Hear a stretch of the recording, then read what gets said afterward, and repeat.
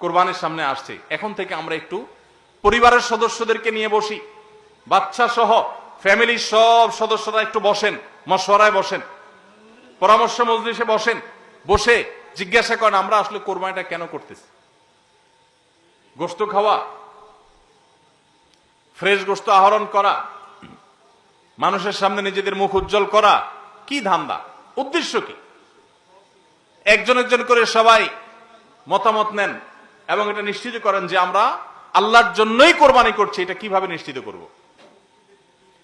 একটা তো বললাম যে বিশাল বড় গরু কোরবানি করেন সব সময়, এবার একটু ছাগল কোরবানি করেন, দেখেন তো মনে মানাইতে পারেন কিনা।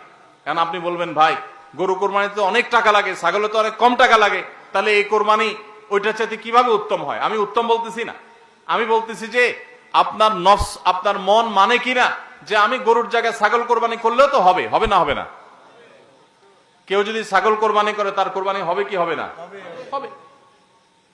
কোরবানি ছাগলও করা যায়, গরুও করা যায়, বেড়াও করা যায়, দুম্বাও করা যায়, মহিষ দিয়েও করা যায়, উট দিয়েও করা যায়, এসব পশু দিয়ে কোরবানি করা যায়। অতএব আপনি এবছর একটু ছাগল দিয়ে করেন, বাকি গরু কেনার যে আরো বাজেটের টাকা ছিল সেগুলো দিয়ে আরো কয়েকটা ছাগল কিনে গরিব মানুষকে দিয়ে দেন, ওটা যাতে এলাকা মানুষ টেন না পায়, অন্য এলাকায় দিয়ে দেন।